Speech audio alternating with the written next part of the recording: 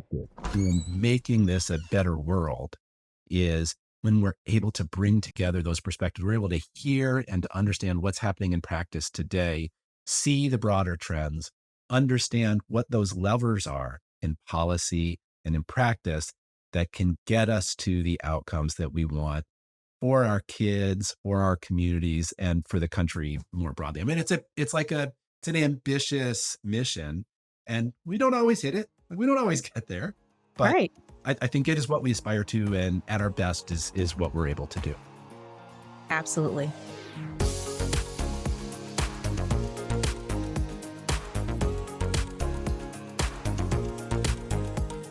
Hello, and welcome to the SRI Homeroom, a new podcast from SRI. This is a meeting place for some of the nation's most dedicated researchers, developers, data experts, and educators who are working to reduce barriers and improve outcomes for America's students and families. We'll be discussing the most persistent challenges facing today's educators and learners, and the innovative solutions that are being designed and implemented right now to meet those challenges head on. Here on the SRI Homeroom, we believe the door to a better future should be open to everyone, and we're so glad you can join us. I'm your host, Kori Hamilton Biagas, and today, for our first episode, I'm here with my friend, colleague, rockstar researcher, and Harvard lecturer, Todd Grindal. Welcome to the Homeroom, Todd. Thanks, Kori. Thanks for inviting me. Such a pleasure. So today we want to talk a little bit about SRI education itself, who we are, why we are, and the kinds of things that our team members are working on right now. So we've been talking about just the way in which SRI is really uniquely positioned as not the policy people, not the institution of higher education, but we have this really nice integration of people who have been trained in those spaces coming together to address these large problems and challenges that we're facing regularly in education. And these really unique, diverse perspectives help SRI education in particular, to be able to tackle some of these things in a way that other institutions and other organizations are unable to do.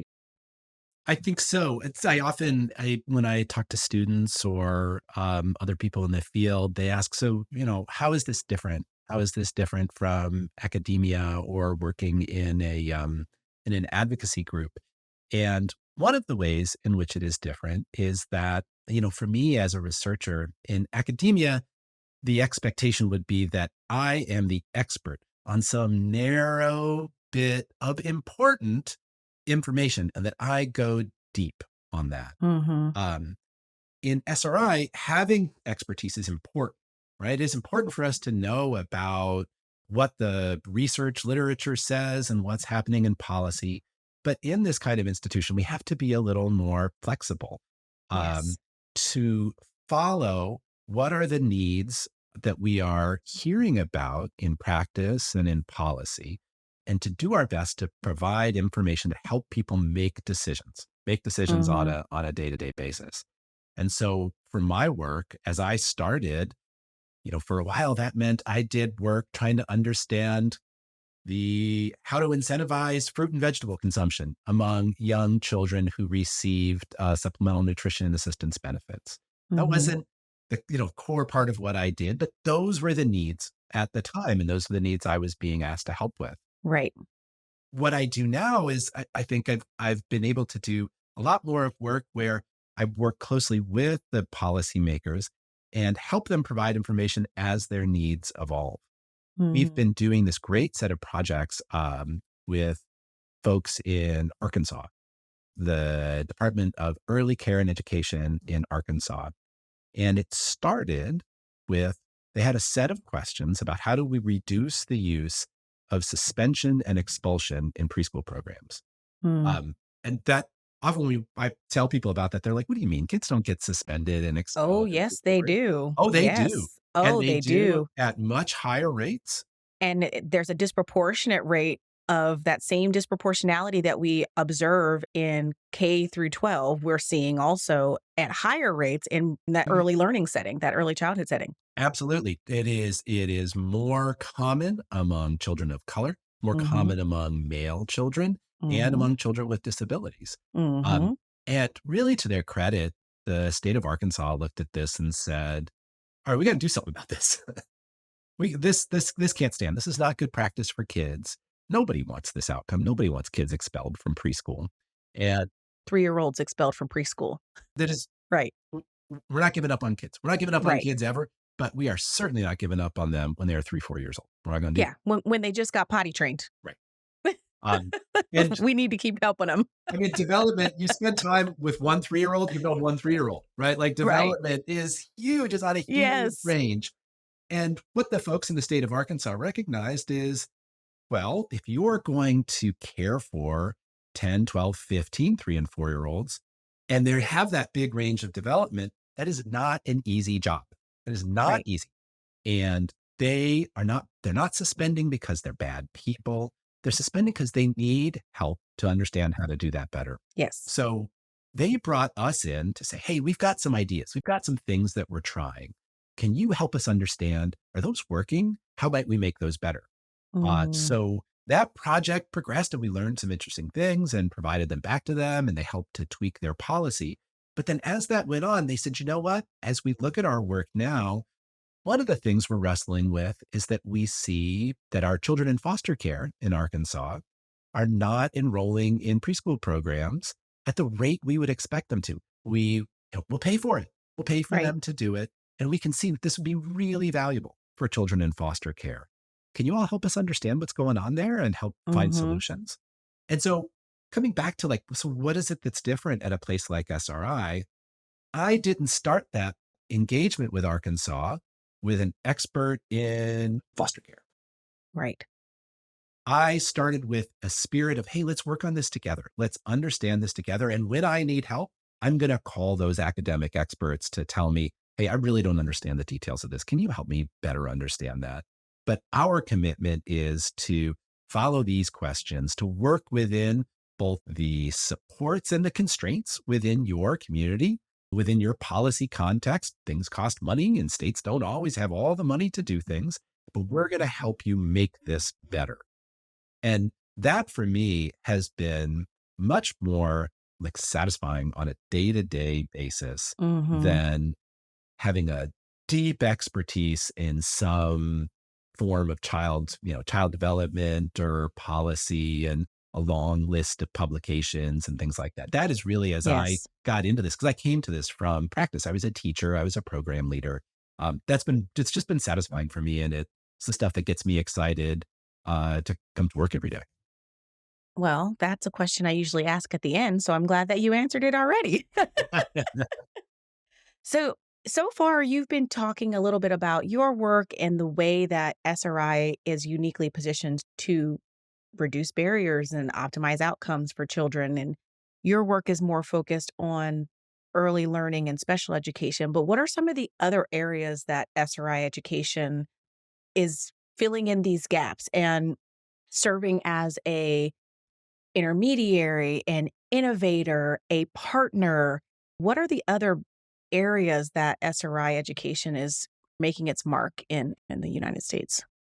I think to understand what we do in SRI education, it's important to understand this institute that we're part of. Mhm. So SRI International, the larger institute, is been around for more than 75 years. We Mhm. started as part of Stanford University and for some time now have been an independent institute. And we have this big mission within the institute that we're going to create world-changing solutions that make the world safer, healthier, and more productive. So we do that across biosciences and computer science and engineering. We do this whole range of things. And that is like a pretty lofty mission. And you're like, yeah, change the world, make it safe. But they do, right? Mhm. Like the internet, the mouse, Yeah. Siri, and we do Yep. that in education as well. It means something a little different. So I'll back up and say a little like how did I get interested in SRI? Which was as a student who was interested in the experiences of children with disabilities, I came to know SRI's work really well. We established as a country, we established laws permitting students with disabilities to enroll in school back in the 70s. And come around the 90s, realized we didn't really know what was happening now that we'd established these laws. SRI did the foundational studies looking at what are the actual experiences of children in school? What's the Mhm. variation in those experiences? And what does that mean for their outcomes into adulthood? And not just outcomes like, are they scoring well on the test? Do they have friends? Right. Are they integrated into their community? And Mhm. we learned in SRI through that work these really important things that seem to matter for helping people with disabilities have same access and opportunities as all kids. And that became part of the reauthorization of that law and became part of policy. So Mm. we do that kind of thing now, ranging from issues for kids at birth all the way into post-secondary. We do it in a couple of different ways. We do research where we have a set of questions that we want to go find some answers about. We do it through evaluation. So there's a program and we come alongside that program and we help understand, does this work for whom and in what contexts? Mhm. We do a lot of technical assistance. And Technical assistance, what does that even mean? yeah, so the laws and regulations that schools operate under are complicated.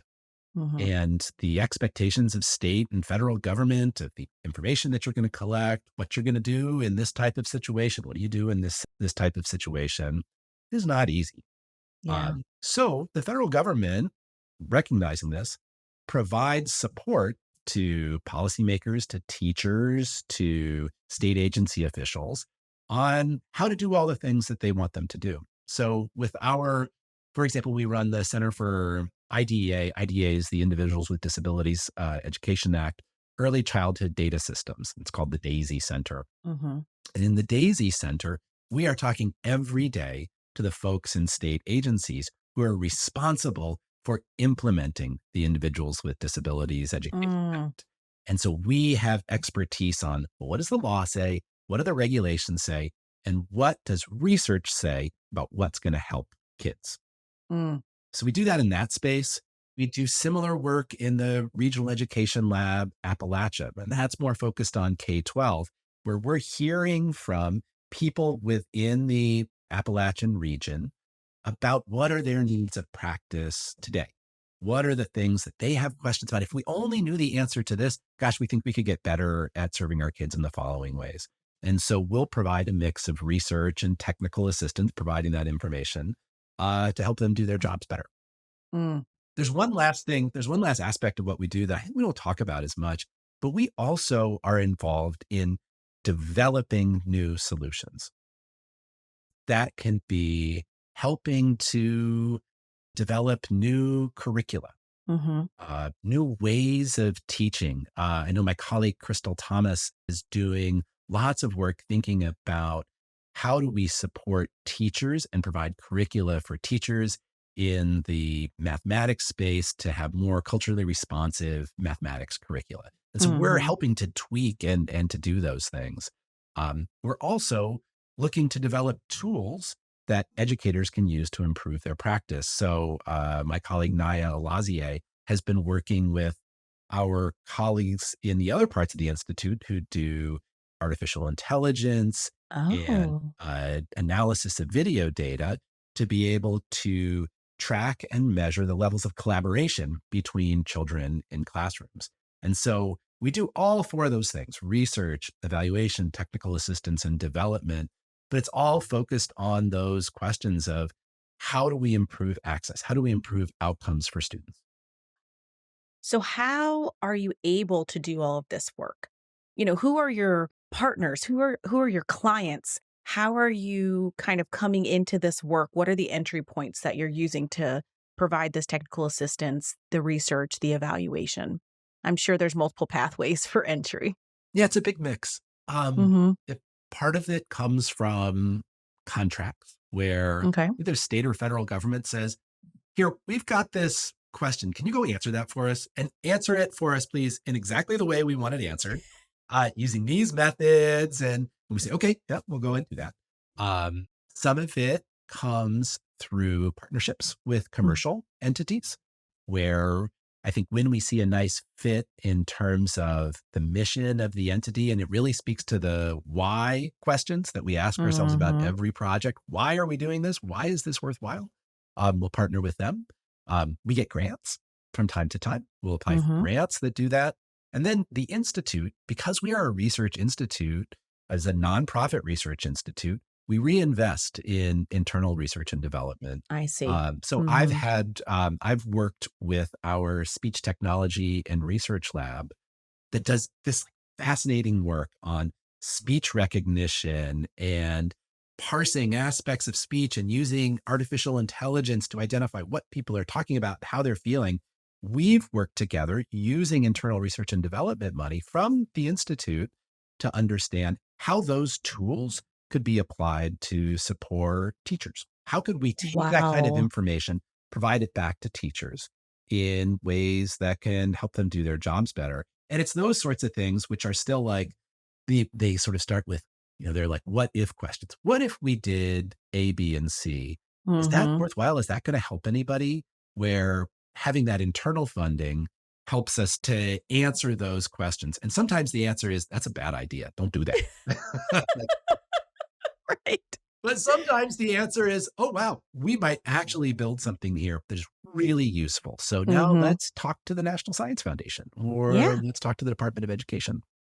The, old line from Sesame Street, I wonder, Yeah. what if, let's try. Yeah. I like that, Corey. I think I'm going to bring that back into our meetings and our planning conversation. Yeah, it's like you answer those questions. If when you get to that what if part, you realize, oh, no, probably, then you don't go to let's try. Yeah. But if you say, okay, well, there's a possibility here. Let's see what we can do. I wonder, what if, let's try. Absolutely. Wow. So that's such a special kind of magical space to be in, to be able to have access to the incredible research and innovations that are taking place within the Institute and to leverage that knowledge in trying to find solutions for the education setting. And then to also have the opportunity to partner with various entities, whether it be federal agencies, state agencies, or other commercial organizations. So that really makes me think that the SR education portfolio has to be beyond diverse because the funding streams, the methods of innovation, the solutions you're trying to solve are scaled at all different levels, right? And so one of the things I'm curious about is if you wonder and you get to a good what if and you try and the solutions are working, then what does the future look like? For you, for SRI education, what would be like a dream? Well, I think from a project perspective, we look to think about things that we can get into practice. So if we're successful, our ideas, our tools that we're developing are in the hands of teachers, are in the hands of parents, of students, and they're making the task of learning and teaching more effective, more joyful, and going deeper. Mhm. One principle that has governed all of our technology work and that we come back to on every project when we're talking about education technology is we are not replacing the humans. Yes. It's not what we want to do. Right.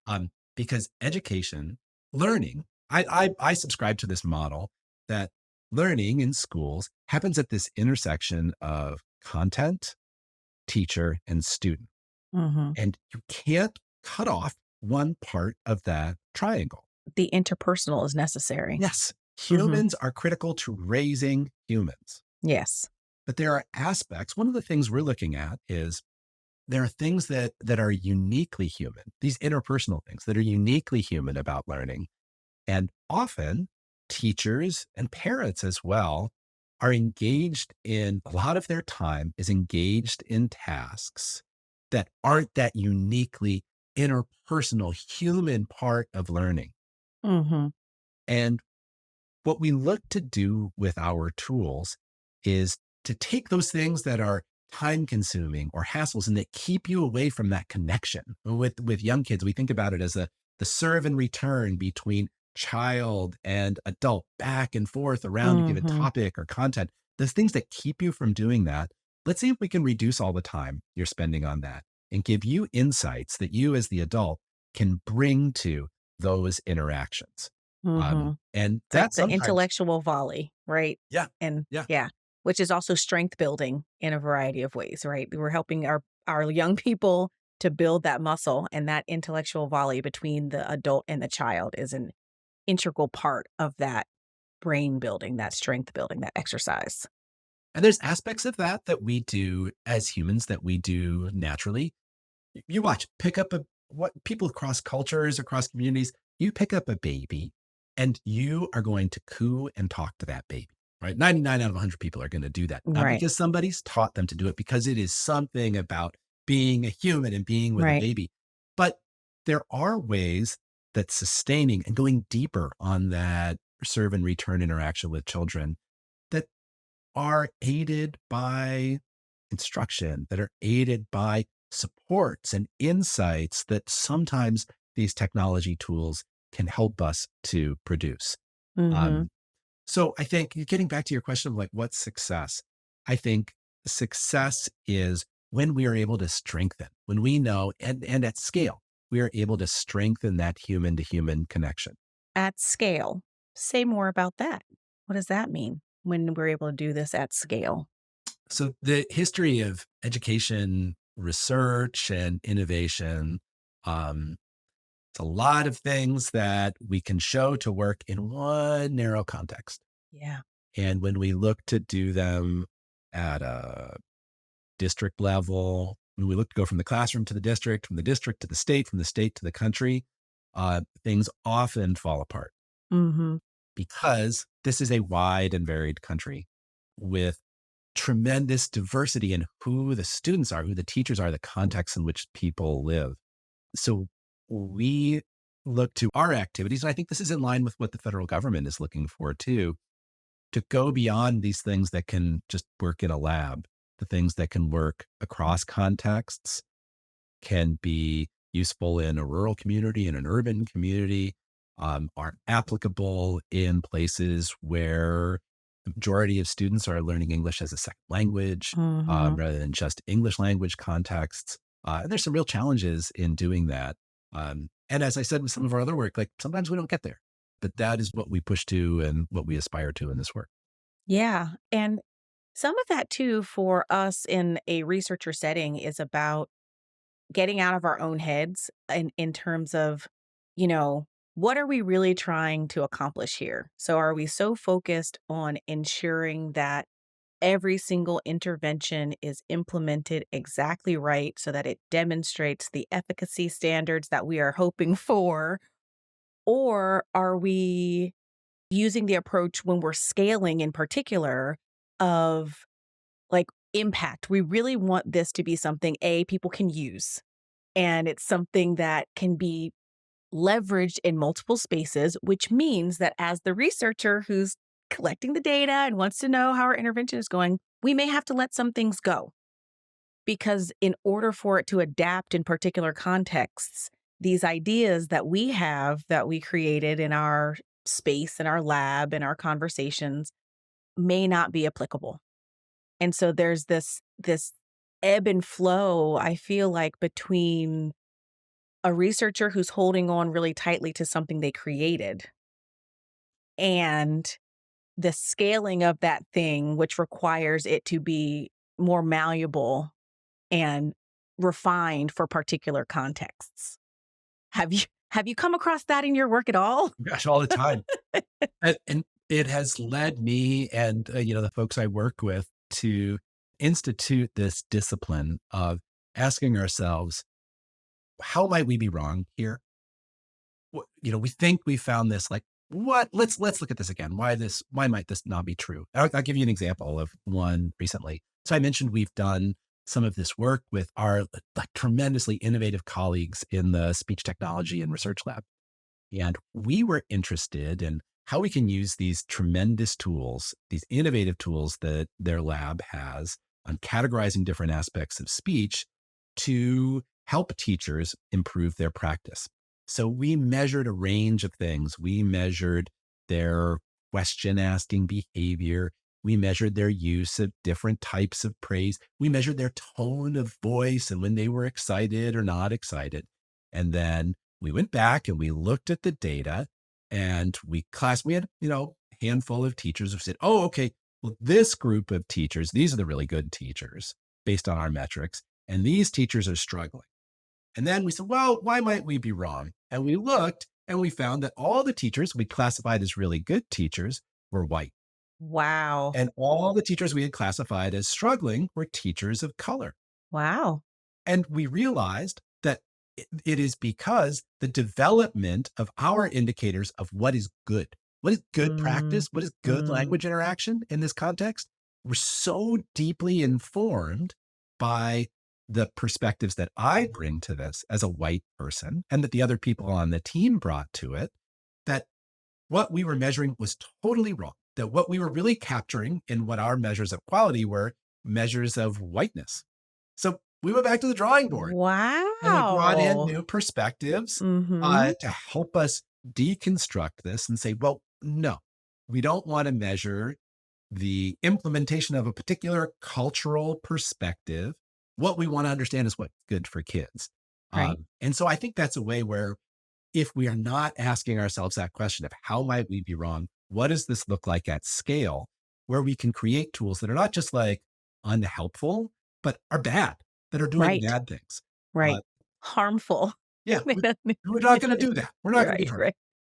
That experience of being able to catch ourselves in that, I think has been really helpful in informing not just my work when we're doing technology development, but when we're doing research and evaluation.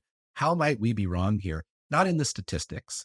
Like we're pretty good on those statistics. I know we're right, Right. but in the fundamental ideas that we are bringing to this and the questions that we're asking, um, that is, I think, a space where we're trying real hard and I think the field is as well, but we're not there We yet. need to keep stretching.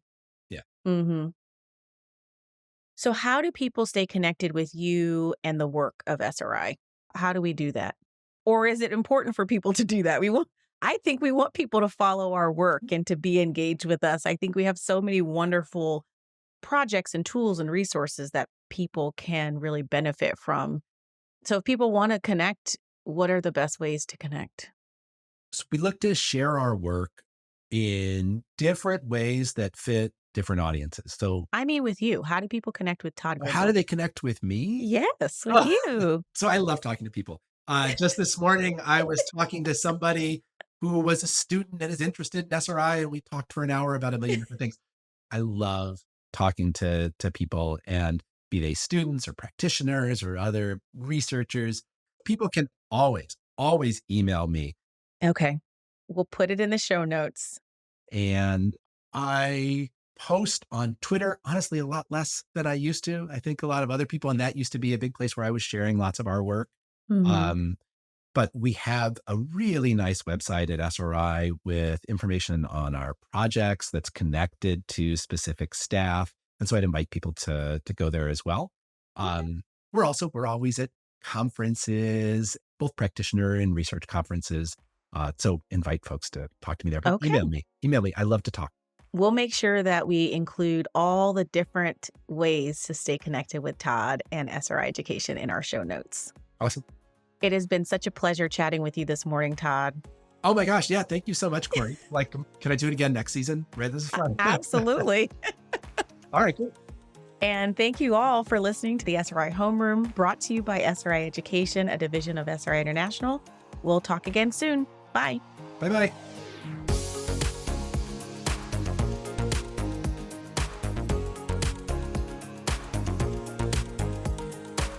Thank you for joining us on the SRI Homeroom, produced by SRI Education, a division of SRI. Our guest today was Todd Grindal, co-director of the Center for Learning and Development with SRI Education, and a lecturer at Harvard University. You can learn more about Todd and his work in today's show notes. You can find a transcript of today's show or browse our entire archive of episodes by visiting srieducationnews.org. You can also connect with us on social media with the links in today's show notes. The views expressed in today's podcast belong solely to the participants and do not represent the views of SRI or any organizational funder or partner.